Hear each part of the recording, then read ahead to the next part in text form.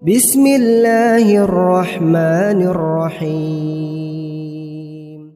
Di dalam Al-Quran ya, itu ada banyak sekali ayat-ayat ya, firman Allah SWT yang menceritakan tentang musibah ini ya. Dan ini menunjukkan perhatian Al-Quran di dalam memberikan pengkondisian agar orang beriman itu lebih siap secara mental dalam menghadapi musibah dalam kehidupan ini. Jadi banyak di dalam Al-Quran itu ayat-ayat tentang musibah. Supaya apa? Orang beriman itu lebih siap mentalnya, psikologisnya lebih siap ketika menerima ujian, musibah, cobaan dari Allah Subhanahu wa taala. Di antara contohnya, ini ayat yang sering kita dengar dalam surat Al-Baqarah, "Walanabluwannakum bisyai'im minal khaufi wal ju'i wa naqsim minal amwali wal anfusi was samarat wa basyiris sabirin alladzina idza asabathum musibah qalu inna lillahi wa inna ilaihi raji'un ulaika alaihim shalawatun min rabbihim wa rahmah wa ulaika humul muhtadun." Ini sering sekali kita dengar ya, imam-imam kita biasanya baca ini juga ya, untuk mengingatkan kita. Kata Allah, kami pasti akan menguji kamu dengan sedikit ketakutan, kelaparan, kekurangan harta, jiwa dan buah-buahan. Dan sampaikanlah kabar gembira kepada orang-orang yang sabar. Siapa orang yang sabar itu?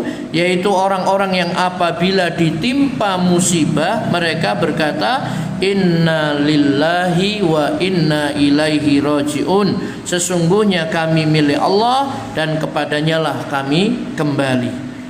Kata Allah, mereka itulah orang yang memperoleh ampunan dan rahmat dari Tuhannya, dan mereka itulah orang-orang yang mendapatkan petunjuk. Coba, orang yang sabar tadi itu, yang kalau dia ditimpa musibah mengatakan inna lillahi wa inna ilaihi raji'un, sama Allah dipuji, disanjung. Ulaika alaihim shalawatum mir rabbihim wa rahmah wa ulaika humul muhtadun. Mereka itulah orang-orang yang memperoleh ampunan dan rahmat dari Tuhannya, dan mereka itulah orang-orang yang mendapatkan petunjuk. Jadi salah satu ciri orang yang mendapat petunjuk, kalau ditimpa musibah dia sabar. Dan orang yang sabar itu kalau ditimpa musibah mengucapkan kalimat istirja, inna lillah wa inna ilaihi raji'un ya. Dalam ayat yang mulia ini ada beberapa pelajaran yang bisa kita ambil. Yang pertama adalah macam-macam cobaan. Di sini disebutkan Allah, kami pasti ya, walanabluwannakum bisyai'in minal khauf ya, kami pasti akan menguji kamu dengan sedikit ketakutan ya. Ujiannya berupa ketakutan, walju, kelaparan ya. Kemudian apa? Wa naqsim minal amwal, kekurangan harta, wal anfus, dan jiwa, wasamarat, dan buah-buahan. Nah, ini ujian yang Allah berikan. Di antaranya sedikit ketakutan. Setiap kita pasti pernah mengalami ketakutan diuji ya, begitu. Pernah juga kita mengalami kesulitan ya, berupa mungkin kelaparan, kekurangan harta, jiwa ya, buah-buahan dan lain sebagainya. Nah, itu diantara bentuk-bentuk ujiannya. Allah sudah sampaikan pasti akan diuji supaya kita ini siap mental kita ya. Yang kedua, ayat ini menceritakan tentang apa? Sikap orang yang sabar terhadap ujian, terhadap musibah tadi itu ya. Yaitu dia mengucapkan kami ini adalah milik Allah dan kepadanya kami ini akan kembali ya, begitu. Kemudian yang ketiga adalah pujian Allah Subhanahu wa taala terhadap orang yang sabar pada saat mengalami musibah, yaitu dikatakan oleh Allah sebagai orang yang mendapatkan keberkahan, mendapatkan rahmat, dan merekalah orang-orang yang mendapatkan petunjuk. Nah, surat Al-Baqarah ayat 155 sampai 157. Bapak Ibu yang dirahmati Allah Subhanahu wa taala, di dalam surat At-Taghabun misalkan Allah berfirman, ma asaba min musibatin illa biiznillah. Tidak ada satu musibah yang menimpa seseorang kecuali dengan izin Allah.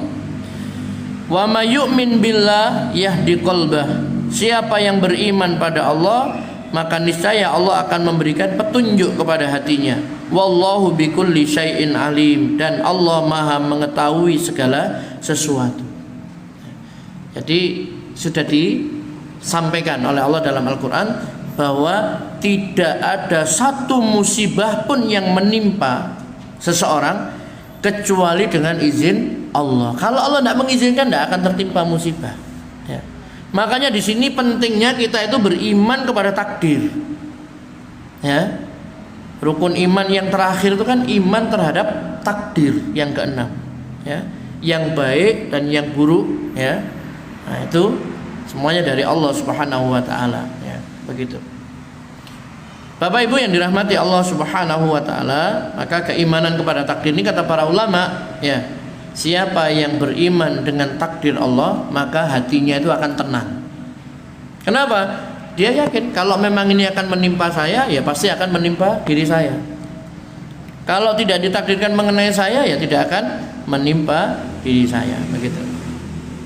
Nah, berkenaan dengan ayat ini, Imam Al-Qurtubi mengatakan bahwa orang-orang kafir dahulu mengatakan, seandainya kaum muslimin itu di atas kebenaran, niscaya Allah Subhanahu wa taala akan melindungi mereka dari berbagai macam musibah di dunia. Ya. Jadi orang-orang kafir dulu itu mengatakan, seandainya kaum muslimin itu berada di atas kebenaran, agamanya itu benar, yang diikuti itu, pasti Allah akan melindungi mereka dari beragam musibah di dunia ini.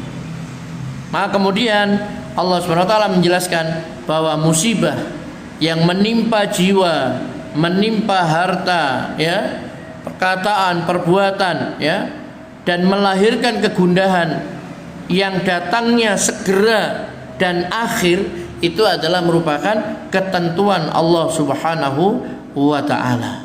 Ya. Jadi itu semuanya adalah ketetapan Allah. Tidak ada satu musibah pun yang menimpa seorang kecuali dengan izin Allah. Memang orang kafir kan tidak senang kepada orang beriman. Sehingga kalau terjadi apapun pada orang beriman, dia akan komen. Coba, dia ini memang betul-betul orang yang benar, di atas agama yang benar, pasti dia akan dijaga oleh Allah Subhanahu wa taala. Ya, begitu.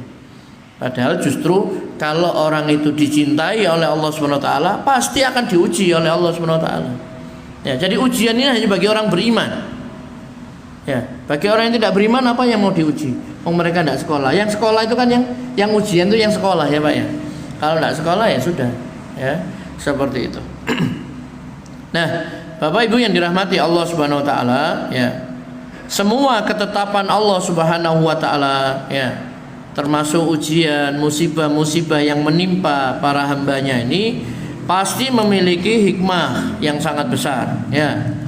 Ada pelajaran yang bisa kita ambil, ya, manfaat, ya, termasuk hikmah di balik musibah ataupun ujian-ujian tadi itu. Tidak ada yang sia-sia, ya. Apa yang ditakdirkan oleh Allah Subhanahu wa taala, apa yang diciptakan oleh Allah. Di antara hikmahnya, ya, dari berbagai ujian atau musibah itu adalah yang pertama, yaitu sebagai pembuktian iman. Ya. Jadi Allah menguji manusia ini, hambanya ini, untuk menguji imannya benar apa tidak. Imannya ini benar apa dusta dia ini. Ya. Jadi kalau emas itu diuji dengan dibakar dengan api, dipanaskan, ya. Ini emas ini 24 karat murni. Kalau orang beriman itu diuji keimanannya dengan cobaan, dengan ujian, ya. Ujian berupa perintah, ujian berupa larangan, ujian berupa musibah. Kadang diuji dengan kebaikan, kadang diuji dengan, ya, hal-hal yang tidak disukai, tidak disenangi. Dan itu menimpa para nabi dan rasul. Ya, kalau para nabi dan rasul aja diuji oleh Allah Subhanahu wa taala, padahal mereka adalah orang-orang yang sangat dicintai Allah, apalagi orang-orang yang selain para nabi dan rasul itu, ya. Banyak orang yang mengaku beriman kepada Allah Subhanahu wa taala, mencintai Allah Subhanahu wa taala, tetapi itu baru sebatas pengakuan di lisan saja, ya. Sementara hakikat hatinya itu belum diuji. Keimanannya di dalam hatinya itu belum diuji. maka musibah dan ujian itu akan menampakkan siapa yang jujur pengakuan imannya dan siapa yang berdusta.